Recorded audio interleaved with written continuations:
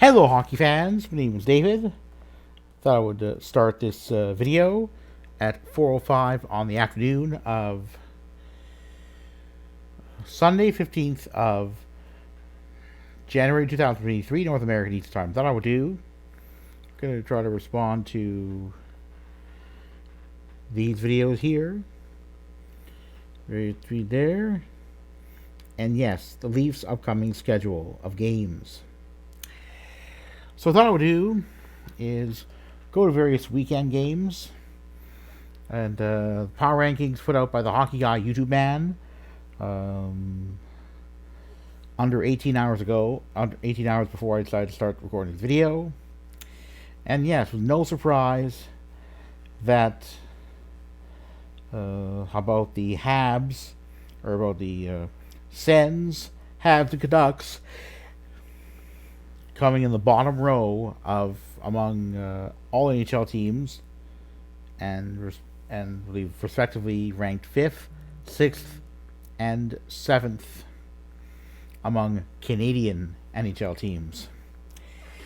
The Alberta teams finished a bit higher up in the power rankings, in the the kind of the end, kind of like the right hand side of the second row. Leafs and Jets kind of at the top. Leafs moving up from 4th to 2nd. Kind of a surprise given how badly the Leafs finished off their week defensively. And yeah, I think I'll watch some of the games on that start on Saturday Eastern Time. Oh, the Calgary Flames up 6-1 in the second period, but by the second intermission up 6-2, and then they allow 3 goals by Dallas Stars. Throwing, well, basically defense under the bus. The Oilers end up having some fun in Vegas, beating the Golden Knights by a hair in regulation. Still, defense wasn't very good, and when the Oilers have managed to surrender at least 3 goals this season, they've had a 13-15-2-1 win, regulation loss, overtime loss, shootout loss record. What does that mean? That means 31 games played. The Oilers have earned 29 points. It's just under half the available points when they've given up at least 3 goals. So yeah, the Oilers are above NHL 500, quite a bit above. So when the Oilers have given up at most 2 goals, they proportionally have, they have on average earned more points per game than when they have given up at least 3. Yeah, give 3 goals or more is not a sustainable path to victory. And yes, in response to a video posted on the TSN YouTube page, featuring now retired ex-Sabres goalie Marty Biron. Biron's claim of the Oilers getting to miss the 2023 Stanley Cup playoffs, I'm not yet ready to believe him yet. The Oilers are, of course, vulnerable to dropping out. If the Oilers falter, pretty much anything goes. All it'll take for one of the Avs, Preds, Blues go on a heater, and then the Oilers may be knocked out. So the Oilers will be out of action on this Sunday. They play their back-to-back set, so it's understandable. Yeah, the Habs seem to be fading away. They're now over a dozen points out of the nearest available playoff spot in the Eastern Conference. Sens are kind of going up and down, struggling to get any traction. They're still within 10 points of a wildcard spot, well, fewer than 10 points behind. But it's a long way up, and a lot of teams to pass. Sens are going to have to go on a heater the rest of the way to have any chance of making the Stanley Cup playoffs. And I'd say that I don't think it's going to be this season. Who knows when? The team's young. They got some young guys, among them Tim Stützle, Brady Tkachuk, and Drake Batherson. Yet these, still, youth means, have too much, teams that have too much youth sometimes do and are very mistake prone, and that's applied to the Sens. It's, but again, maybe there'll be playoff hockey taking place in Eastern Ontario for the next few seasons. Who knows, though? It really depends. I mean, there's a new ownership group with the death of the late Eugene Melnyk.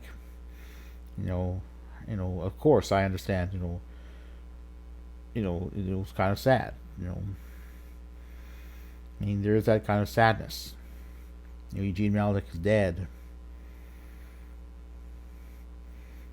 and pretty much the only business venture that didn't really turn out great, the Ottawa Senators, at least in terms of playoff success, during the late 2010s. So yeah, it's kind of a struggle. Winnipeg Jets have gone on a heater, and I got 10 points above a mess teams in the Central that are below the playoff line. For fourth place, well, whether the Jets remain in first, who knows? I believe there's a game later on, later Sunday Eastern time. Yeah, I'm sure the Peg City Hockey YouTube band is going to be quite happy with the Jets' performance. I mean, wins are wins. I mean, of course, during the postseason, things tighten up, so we'll see what happens. I mean, Leafs and Jets seem to be locks in terms of playoff success, in terms of getting into the Stanley Cup playoffs, but boy, do these Leafs need to tighten up the defense fast. Morgan Rielly hasn't been great since his return from injury, but it's he has a no movement clause that covers all but the last 2 seasons of his contract, and his contract pretty much going to be in play right through to the end of June 2030. I'm not sure what the Leafs are going to do with him, or if Kyle Dubas is going to be around. But there's no doubt that the Leafs have work to do. It's been a very tough week. Yes, I know that the Hockey Guy YouTube man moved the Leafs up from 4th or 2nd, and yes, that the Bruins are not an easy team to beat. That said, the Leafs did themselves in with turnovers galore. The same thing, and I look at claim made on the latest episode of the Leafs Convo podcast by co-host Mike Ogello. Goes by Twitter handle at Mike in Buffalo. Turnovers galore to the Leafs in. And yeah, it would be nice for the Leafs to have gotten a point against the Bruins, but the Leafs have to really improve. They gotta tighten their defense because it's not been good. Then there's also that these Leafs turn over the puck. Yes, Matt Murray gave up an ugly goal. The third one, I observed it was ugly. But the team in front of him let him down more than he did. And that's not good. So thought what I would do is it's also mentioned that yes, the Leafs have to play a lot better defensively. I mean, they Austin Matthews thankfully did return, scored a goal. Leafs had tremendous difficulty getting scoring goals without Matthews in the lineup due to when he'd been ill. My friends, this is the future. What happened against the Reds and Wings, respectively, Wednesday and Thursday Eastern Time, is a preview, I believe, of what kind of problems the Leafs are going to face in terms of scoring goals should Matthews not be available, whether temporarily or long term. Leafs, spending so much on forwards. Matthews, Tavares, Marner, $10.9 million per season cap hits. It's just stupid. Could have been $4 million. save some money, even 5 million. The cap hit, that same cap hit the Oilers agreed to give Jack Campbell. God, these have to play better defensively. They got, good thing is, all but one of those games Leafs play before the All-Star break will be at home. Bad news is that these Leafs cannot take for granted their playoff security. Their playoff spot security. They've got to find ways to win, and fast. Will they? We shall see. Let's see what happens on Tuesday.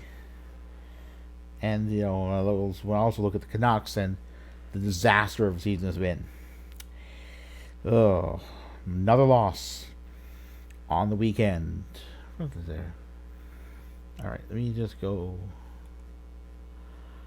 What is there?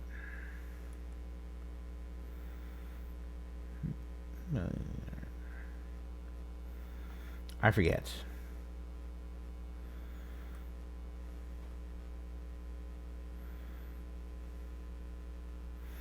Oh yeah. It was against the Florida Panthers. Excuse me. It was a 4-3 regulation loss. It's just the defenses just sucked for the Canucks this season. But what can you do?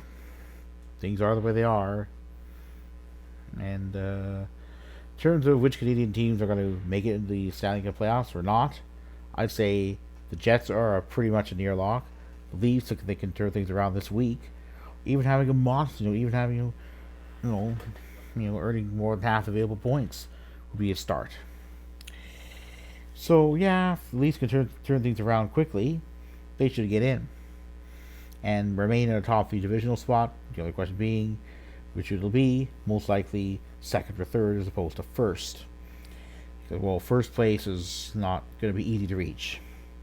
A little bit harder after the regulation loss to the Bruins. That said, Canucks don't have that luxury, and I'd say my advice to ownership, to ownership and management of the Canucks is, it's time to rebuild, folks. See the writing on the wall. Your team's over a dozen points out of a playoff spot, and there's no guarantee tanking for Connor Bedard will help you guys.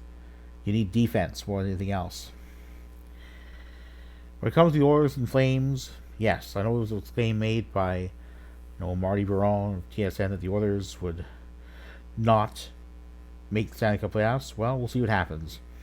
But it does hurt that the Flames and Oilers have played more games than any team below them in the standings, but still within reach of them. Like, that's under 10 points out. That's under 10 points away, under 10 points back. So yeah, so I'd say the Oilers and Flames odds of seeing playoff action are each not much better than coin tosses.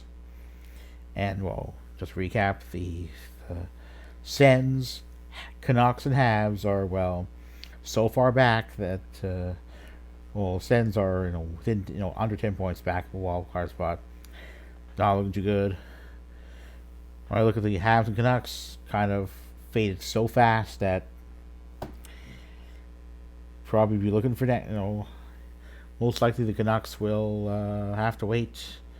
Canucks now have to wait until next season to make a playoff push. On that note, I'm going to say, go Leafs go.